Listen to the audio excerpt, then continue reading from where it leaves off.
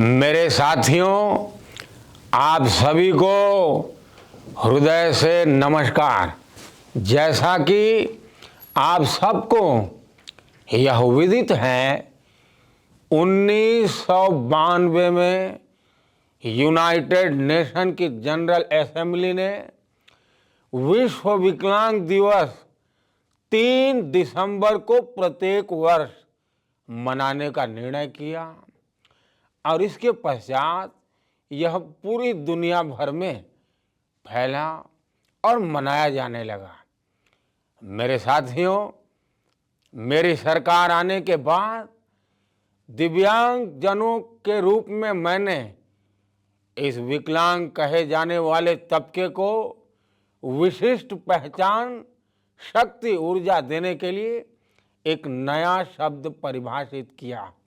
दिव्यांग का मतलब वह शक्ति है, वह दिव्य क्षमता है जिनकी बदौलत शारीरिक रूप से कमजोर लोग भी अपने प्रतिभा का लोहा मनवा करके अपने बेहतर जीवन यापन की दिशा में आगे बढ़ रहे हैं। मेरे प्यारे साथियों, आप सभी समाज के ऐसे लोगों को जो दिव्यांग हैं, दिव्यांग जनों के साथ हैं, दिव्यांग जनों के विषय में सोचते हैं, आप सबको इस अवसर पर बहुत बधाई। हम सब मिलकर के इस चुनौती का मुकाबला करने के लिए तैयार हैं। आखिर दिव्यांग भी तो विकसित भारत का मंत्र है, ये मानव संसाधन है।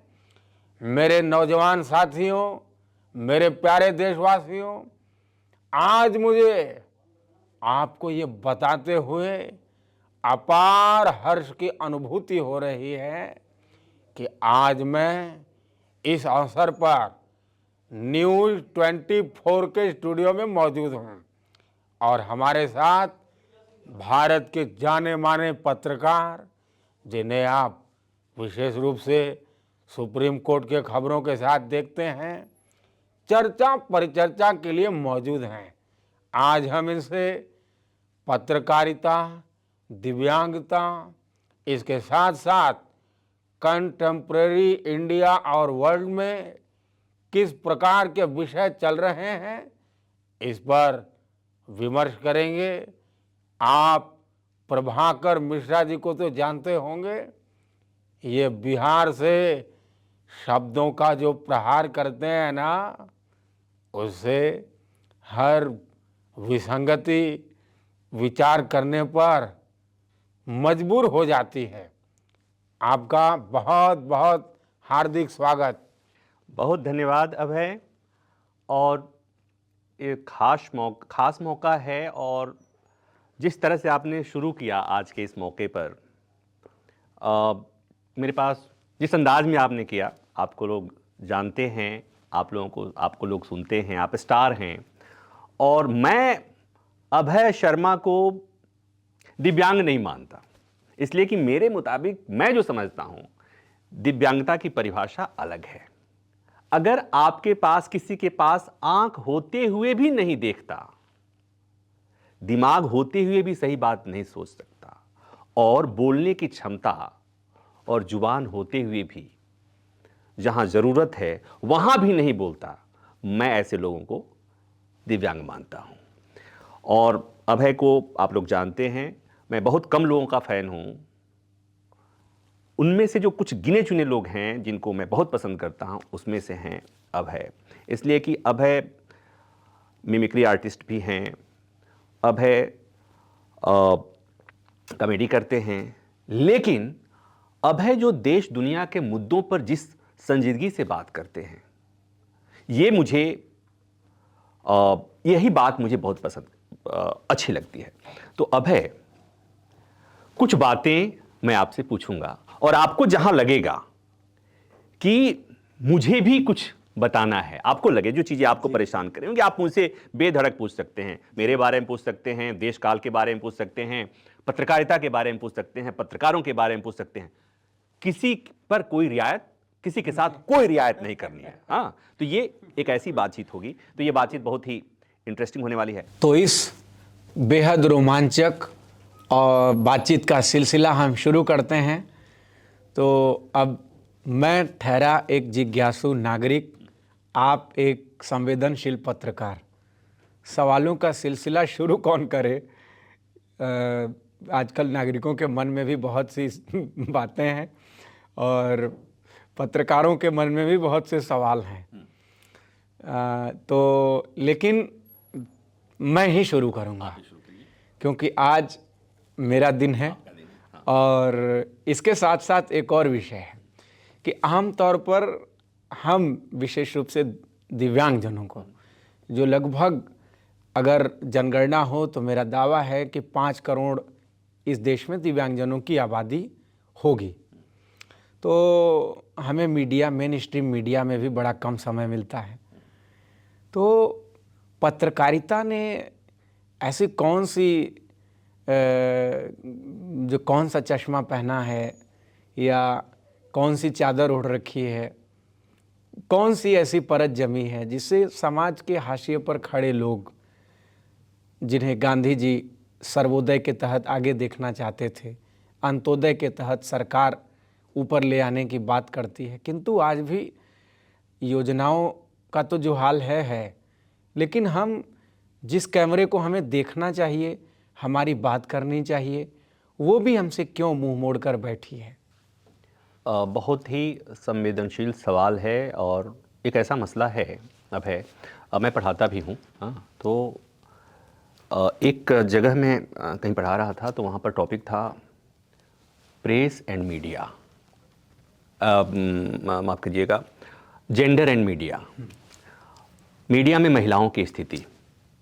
और उसी से मैं बात करते हुए मेरे दिमाग में जो बातें आई, जो मैं बच्चों को बताया था कि मीडिया में जिस भी वर्ग का प्रतिनिधित्व नहीं है या कम है या नगण्य है, वो चाहे टीवी मीडिया हो या अखबार हो, उसकी बात मीडिया नहीं करती। मीडिया उस मामले में चुप रहती है या इग्नोर कर देती है, या जो बातें की भी जाती हैं वो अलग ढंग से की जाती हैं। वो संवेदनहीनता होती है, उसमें इग्नोरेंस भी होता है, अगर मजबूरी में बात करनी हुई कभी तो मीडिया में दिव्यांगजनों की संख्या नगण्य है। मतलब नगण्य मतलब नगण्य, नगण्य मतलब नगण्य। सोशल मीडिया के आने के बाद से, पैरेलल मीडिया के आने के बाद से थोड़ी सी उम्मीद मुझे जगी है।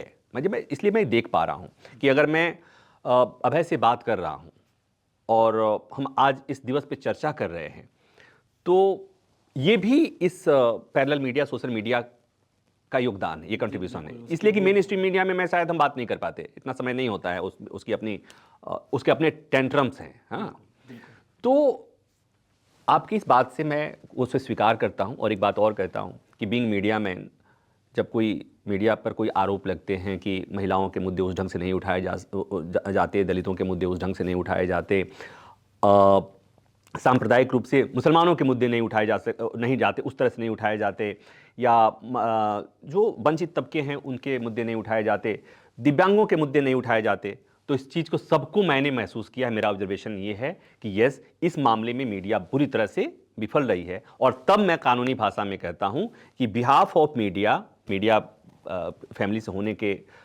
चलते, आई प्लीड गिल्टी, जो सजा देनी है दे दो, हम गुनहगार हैं। उम्मीद पर दुनिया कायम है। अब है, आप तो जानते हैं, हंसने हंसाने वाले आदमी हैं। तो जैसे मैंने कहा कि सोशल मीडिया के आने के बाद चीज़ें बदल रही हैं, इसमें कोई दो राय नहीं है। उस वैक्यूम को सोशल मीडिया ने भरा हुआ है और हम आज बात कर पा रहे हैं, तो सोशल मीडिया का योगदान है। तो हम ये समझ पाएंगे, मुझे ऐसा लग रहा है कि आने वाले समय में हम सबके मुद्दे उठाएंगे, सबके मुद्दे मीडिया उठाएगी, और उसमें दिव्यांगजनों के मसले, दिव्यांगजनों के मुद्दे, उनके मसलों को संवेदनशीलता के साथ उठाने का काम शुरू हो रहा है और ये आगे बढ़ेगा। अच्छा, पहले ऐसा दिखाई पड़ता था, सुनाई पड़ता था कि मीडिया की खबरें होती थी और लोग बात करते थे। अब लोग बात करते हैं तब मीडिया की खबर बनती है। तो ये एक परिवर्तन जो देखने को मिला है, समझने को मिला है। शायद ऐसा होता है कि हम लोगों के बारे में भी बहुत से ऐसे दिव्यांगजन हैं जिनके वीडियोस क्लिप वायरल होते हैं तो मीडिया तक पहुंचती हैं, तो मीडिया भी कहीं कहीं थोड़ी बहुत जगह देने पे विवश हो जाता है। तो इस लिहाज से आपका ये आकलन मुझे भी बिल्कुल सही प्रतीत होता है। विगत कुछ वर्षों से जो अनुभव सोशल मीडिया पे मिले हैं, और एक विषय ये है कि मीडिया में हमारी बात होती है नहीं होती है, एक विषय ये है। दूसरी बात ये है कि चूंकि हम आम नागरिकों की तरह हम भी निर्भर मीडिया पे ही होते हैं, और जो हमें एक्शन रिएक्शन करना होता है वो एटलीस्ट चलिए कोई इंडिविजुअल प्रोफाइल कोई इन्फॉर्मेशन देता है तो हम उसको मान सकते हैं कि वो उचित है अनुचित है क्या है। लेकिन अगर किसी मीडिया चैनल से हम कोई इन्फॉर्मेशन पाते हैं, बाद में पता चलता है कि वो इन्फॉर्मेशन भी मिस इन्फॉर्मेशन है, तो एक तो हमारी जो समस्या है वो तो है ही है, ऊपर से उस पे और धूल लगा करके उस चीज़ को प्रस्तुत कर दिया जाता है, तो हम कहीं ना कहीं सच जानने से महरूम रह जाते हैं, वंचित रह जाते हैं। तो इस पर आपका क्या ख्याल है? देखिए, ये राइट टू नो, जो जानने का अधिकार है, ये फंडामेंटल राइट के तहत आ रहा है। और एक तो हम मीडिया का काम है जानकारी देना, जानकारी निकाल कर सामने रखना, सरकार को लोगों की बातें सरकार तक पहुंचाना, ये सब है। अब बात आती है कि इसमें कहीं ये शामिल नहीं है कि जनता को भ्रमित करना, और इसी को जब पत्रकारिता में ये चीज़ें आती हैं, जनता को भ्रमित करने की बात आती है, तो उसी के लिए पहले से ये शब्द हैं पीत पत्रकारिता, येलो जर्नलिज्म। और ये अब है ये हमारे यहाँ कहते हैं ना कि वो जब जॉन्डिस बीमारी होती है ना, तो चेहरा का रंग होता है ना पीला पीला सा हो जाता है। हाँ, तो पत्रकारिता जब बीमार होती है ना, तो ये तो आप पीत पत्रकारिता कर रहे हैं, मुझे तो कभी कभी लगता है ये पीती पत्रकारिता है, जो यथार्थ को उसको यथार्थ सच्चाई को पी जाए और बाकी जो कुछ है उसे। हाँ, तो ये भी सच है आज के समय में। और उसकी वजह जानते हैं क्या है? अब जो मैं समझ रहा हूँ कि अगर पत्रकारों ने, पत्रकारिता ने अपना धर्म भुला दिया है, और उनको उनका धर्म याद दिलाने के लिए ही व्यवस्था होती है, सिस्टम होती है जी। सिस्टम का काम कई बार होता है कि पत्रकारिता को भी उसको याद दिलाए कि आप ये काम गलत कर रहे हैं।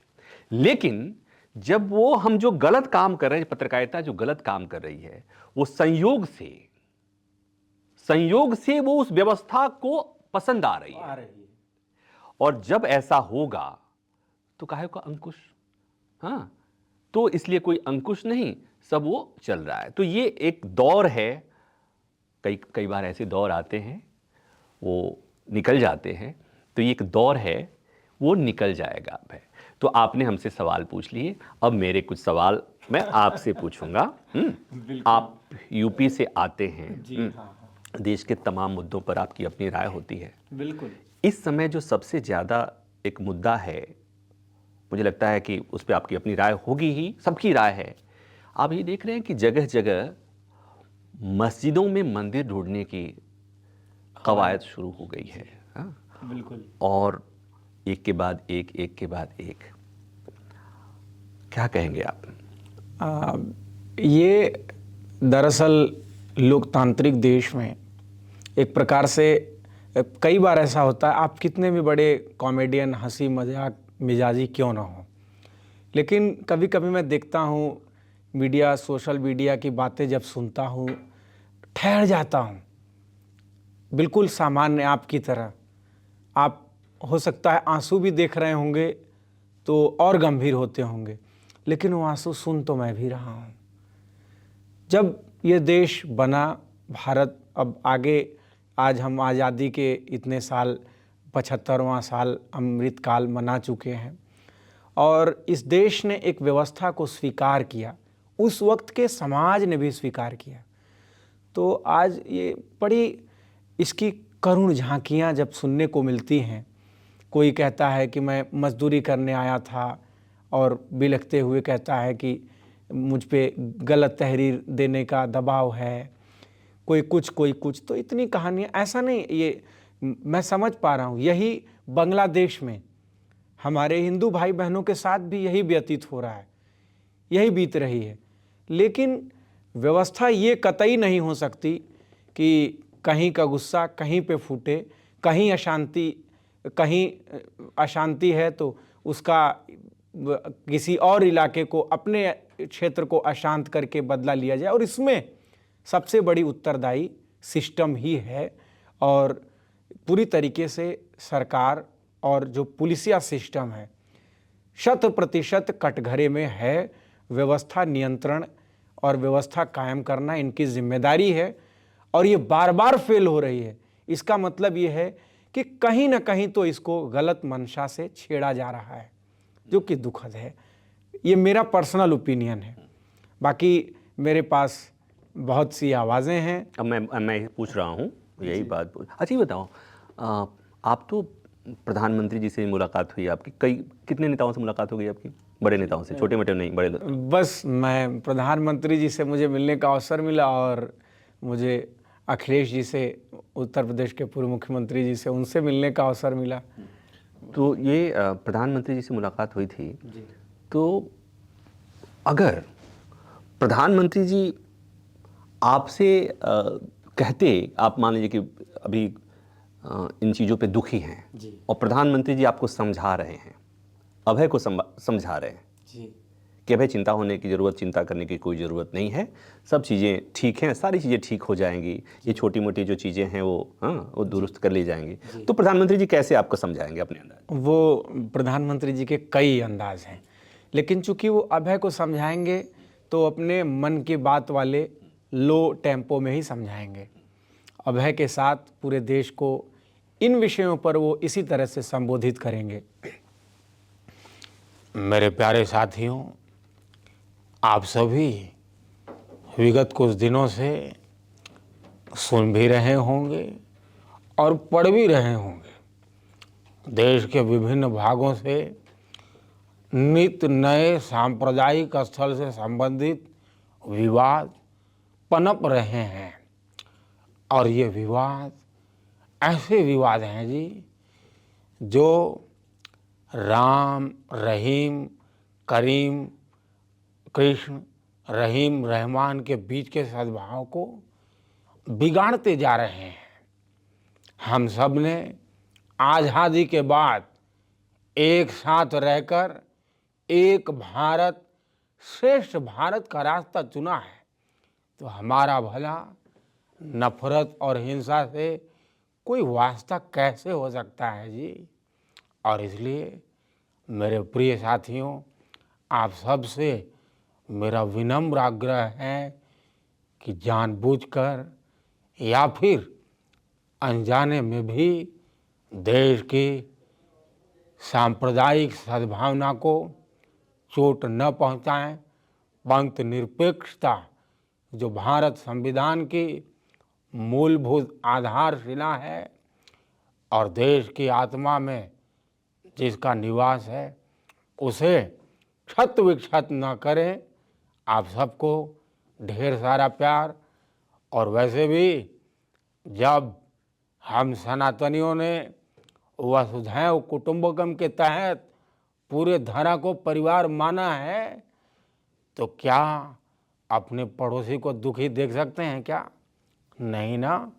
तो आप सब भी सभी के कल्याण की कामना करते हुए हम सब शांति के मार्ग पर चलें, ऐसा मेरा विश्वास है। बहुत बहुत धन्यवाद। अभय, ये जो आपने ये कंटेंट बोला है, ये एकदम से तैयार हो गया, जैसे मैंने सवाल पूछा और आपने अपने से बना लिया एकदम से? जी हाँ, एकदम स्पॉन्टेनियस है। बिल्कुल। अब एक बात इसी तरह से कि प्रधानमंत्री ने जो बयान दिया अभी, इसको सुनने के बाद अखिलेश यादव क्या कहेंगे? अच्छा, अखिलेश यादव क्या कहेंगे? वो तो कहेंगे कि प्रधानमंत्री जो बोल रहे हैं ये अंदर कुछ और है, बाहर कुछ और, ऐसा कुछ करके। किस प्रकार की बातें कर रहे हैं, क्या विचार कर रहे हैं, शांति का संदेश दे रहे हैं और भ्रांति का प्रयास कर रहे हैं। आप देश के सबसे बड़े पद पर बैठे हैं, आप अगर शांति चाहेंगे तो कौन रोकेगा? सारे काम हो रहे हैं और इसलिए नेताजी जब थे, नेताजी ने भी इस चीज़ को उठाया और कभी इस प्रकार की बातें नहीं होने दी। ये जिम्मेदारी है, उत्तर प्रदेश सरकार की भी जिम्मेदारी है और दिल्ली की भी जिम्मेदारी है कि देश में ऐसे जो हिंसक खबरें हो रही हैं और सांप्रदायिकता का माहौल बन रहा है, इसको हम सबको मिल करके और आप प्रयास कीजिए, आप पहल कीजिए और हम सब विपक्ष के साथी भी काम करने को तैयार हैं। और इसमें पत्रकारों को भी चाहिए कि सौहार्द को बनाने के लिए काम करें और विशेष रूप से उत्तर प्रदेश के अधिकारियों को और पुलिस को आपको समझाना पड़ेगा, तब जाकर के शांति व्यवस्था बनेगी। और नारे दे रहे हैं, आप बताइए, एक संविधान पंथ देश में ये नारा चलेगा कि अरे बंटोगे तो कटोगे, क्या जनता को कद्दू समझ रखा है? अच्छा, अभी बताइए, इसी में राहुल गांधी भी आ जाएंगे ना फिर? हाँ, उनकी मैंने बहुत तो कोशिश नहीं की, बट देखिए, ये जो कम्युनल इन्वायरमेंट है, it need to stop and only the government and ruling party can do it. We can raise the voices, but we can't decide. बहुत सही। अब एक बात बताइए, इसके अलावा और कौन हो सकता है? लालू जी भी हो सकते हैं। हाँ, लालू जी होंगे ना। हाँ, ये देश के तोड़ दिए हैं सब भाई, तोड़ देंगे ये लोग, पूरा संविधान को तहस नहस करके रख दिया है। बताइए, सब तरफ मंदिर खोज रहा है। अरे हम लोग भी पूजा करते हैं, हमारा राबड़ी देवी भी गणेश जी को दूध पिलाती है, लेकिन भाई ये बात बात में रोज नया खबर, हम तो टीवी देखना बंद कर दिए हैं। सब एकदम पूरा लड़ रहा है, झगड़ रहा है, मार काट। सुनिए मोदी जी, हम सब लोग तैयार हैं, हमनी के मर गई बानीजा का पूरा देश, आप इसको बंद करो और जहां पर भी राज्य सरकार मनमाना करता, राष्ट्रपति शासन लागू करो, तब जाके काम रुकेगा भाई। और कौन हो सकता है इस चर्चा में? और कौन, किसको शामिल करेंगे? चर्चा में कर सकते हैं आप, और भी लोग हैं, जैसे मनमोहन सिंह जी, हाँ, वो पूर्व प्रधानमंत्री। याद कर लीजिए थोड़ा सा। मेरे प्यारे भाइयों और बहनों, सांप्रदायिक सद्भावना जब तक कायम रहेगी तब तक ही अर्थव्यवस्था में निवेश बना और बढ़ता रहेगा। देश में अशांति की इस स्थिति में आर्थिक तरक्की संभव नहीं है। इसलिए सभी को मिलजुल कर रहने की ज़रूरत है। अभय, आप राजनाथ सिंह जी को ही बहुत ही मतलब बेहतर ढंग से उनकी कॉपी करते हैं, मिमिक्री करते हैं, और केवल आवाज़ नहीं आती है, ऐसा लगता है कि राजनाथ सिंह जो सोच रहे हैं, कई बार लगता है कि आप वही सोच रहे हैं, उनकी सोच को कॉपी करते हैं। ये कैसे हो पाता है? सर, ये तो एक तो ये है कि मैंने जब मिमिक्री करने की सोची तो मेरे लाइफ में काफ़ी तकलीफ़ें थी। इसको ना आप इसको ना राजनाथ सिंह के अंदाज में बोलिए।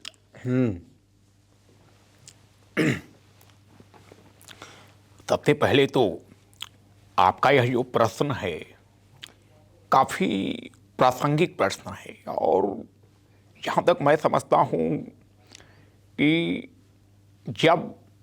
जब भी हम किसी भी कला को सीखते हैं, ग्रहण करते हैं, तो उस कला की कई पद्धति होती है। जैसे मिमिक्री में मैंने कभी आवाज़ को तरजीह नहीं दी कि आवाज़ को कॉपी कर लिया और उसके बाद हर जगह राइटर की आवश्यकता पड़े, कोई लिख करके दे तो बोला जाए। मैंने दिमाग के थॉट प्रोसेस को पकड़ा, और जब थॉट प्रोसेस को पकड़ा तो उसमें स्वतः ही उस व्यक्ति के विचार हमारे सामने प्रस्तुत होते हैं। जैसे आप खड़गे जी को देख लीजिए। खड़गे जी अभी एक जगह उनको ले जा रहे थे, रैली में गिरते गिरते बेहोश हो गए, फिर भी कहते हैं कि जब तक मोदी जी को हटा नहीं दूंगा तब तक मैं जीऊँगा। कलयुग की मर्यादित आयु 125 साल है। मेरी प्रार्थना है खड़गे जी, आप 125 साल जिए और तब तक नरेंद्र भाई देश के प्रधानमंत्री। नीतीश कुमार को भी आप बड़े अच्छे ढंग से करते हैं, बोलते हैं उनको। अब नीतीश कुमार, दिल्ली में पॉल्यूशन है बहुत, और नीतीश कुमार को दिल्ली आना है, किसी सिलसिले में बात करना है, दिल्ली आने से मना करना है उनको। उनको फोन कर देंगे गृह मंत्री, अरे नीतीश बाबू, बिहार चुनाव, अब यही दिल्ली बिहार आ रहा है, महाराष्ट्र तो निपट गया, आप आइए, कुछ फार्मूला पर चर्चा हो जाए। भाई कैसे आए, आप लोग आने दीजिएगा तब ना। आए, वो इंदौरी साहब बोलते थे खुली हवा की सोहबत बिगाड़ देती है, यहाँ तो खुली हवा की आप लोगों ने हालत खराब किया। आए, दिल्ली आने लायक है। हम तभी एयर इंडिया पकड़ेंगे जब AQI 100 से नीचे चला जाएगा। हाँ, और ये आप लोग को दिल्ली में ना है, खांसी उसी नहीं आती है क्या?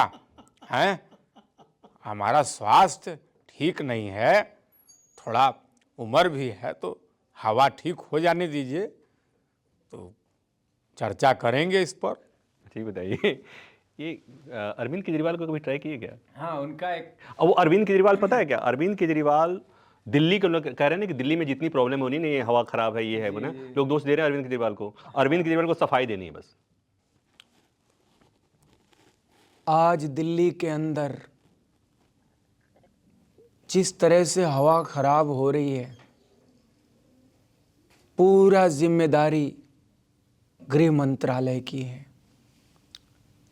होम मिनिस्ट्री की रिस्पॉन्सिबिलिटी है जी। ये हमने नहीं किया है, केजरीवाल ने जो किया उसका उन्होंने काट निकाल लिया। कानून व्यवस्था कहते हैं ठीक कर देंगे, लगातार चाकू चल रहा है, क्राइम हो रहे हैं जी।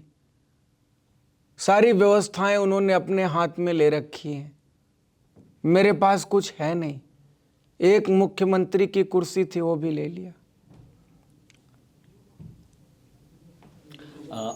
और किसी का है आपके उसमें? मेरे अभी तो जैसे अशोक गहलोत जी हैं, रामदास अठावले जी हैं।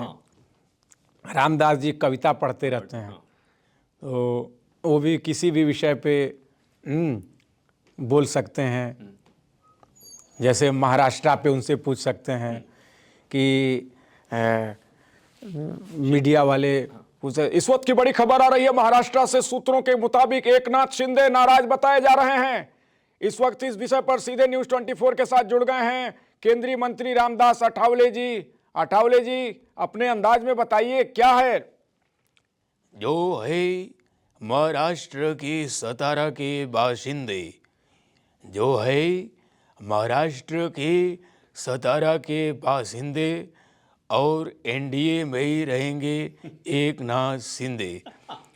एकनाथ शिंदे, एकनाथ शिंदे ने मां युवती के साथ जीता है चुनाव का खेला। एकनाथ शिंदे ने मां युवती के साथ जीता है चुनाव का खेला। मोदी शाह हैं गुरु और शिंदे पवार फडणवीस है चेला। अच्छा सुनो, एक खबर आई थी कि वो अशोक गहलोत के OSD था या कोई था जी, हाँ, उसकी गिरफ्तारी हुई थी किसी मामले में। हाँ, जी जी। अब ये इस पर प्रेस वाले पूछेंगे तो गहलोत साहब क्या बोलेंगे? वो तो किसी भी विषय पे उनका विषय देखिए, हमारी जो भी समस्या हुई है ये सारी पायलट की वजह से हुई। हम चुनाव पायलट की वजह से हारे, और इसलिए मैं कोई जहाज से ज़्यादा ट्रेन में सफ़र करता हूँ। जहाज पे मैं चलता नहीं हूँ। और चाहे OSD हो, किसी भी सारे इन लोग विपक्ष की चाल है, ये इनकी चाल है। और लेकिन मैं भी जादूगर हूँ, तो हमारी जादू चलेगा। और राजस्थान में अगले चुनाव जीतेंगे। आप बॉलीवुड से किसको किसको करते हैं? बॉलीवुड से सर ऐसे तो मैंने सबसे पसंद हुई? कभी कोई ज़्यादा वैसे कोशिश की नहीं, लेकिन जैसे कभी कभी अजय देवगन जी को सुना और अक्षय कुमार जी को थोड़ा बहुत तो कोशिश करता हूँ। इस वाले पे कर दीजिए ना थोड़ा सा, ये सब लोगों को वो जो कुछ खिलाते रहते हैं ना वो। कौन सा? अरे कुछ नहीं खाते। अच्छा, अरे हाँ, आजकल सभी लोग मिलके सिनेमा में एक ही चीज़ खिला रहे हैं।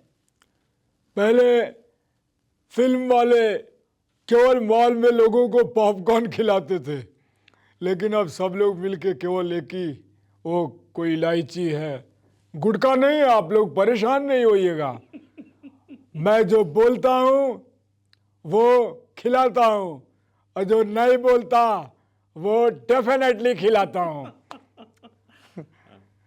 तो अजय देवगन भी बोल सकते हैं, इलायची खाना कोई बहुत बुरी बात नहीं है, बुरी बात है सुपारी गुटखा खाना, तंबाकू खाना, ऐसे करके। मतलब एक तो तमाम चीज़ें। तो बॉलीवुड में मेरा उतना इंटरेस्ट नहीं रहा। अब है ये तो हो गई बात।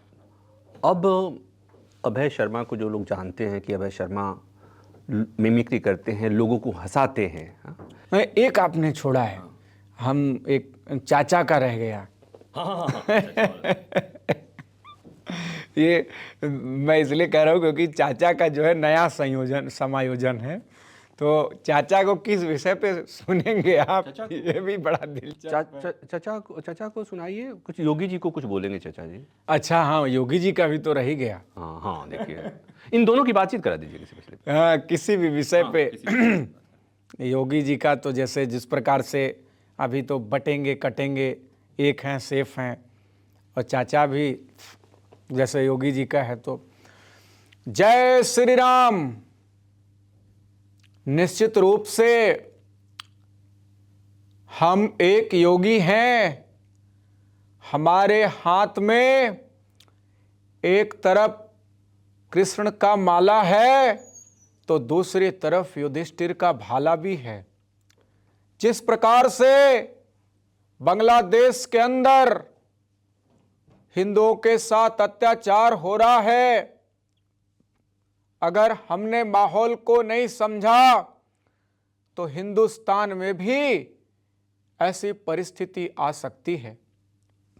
इसलिए बहनों और भाइयों, याद रखना, अगर बटेंगे तो कटेंगे, एक रहेंगे तो सेफ रहेंगे। बांग्लादेश में जो कुछ हुआ, अपने देश के सरकार ने क्या बोला, किसने रोका है?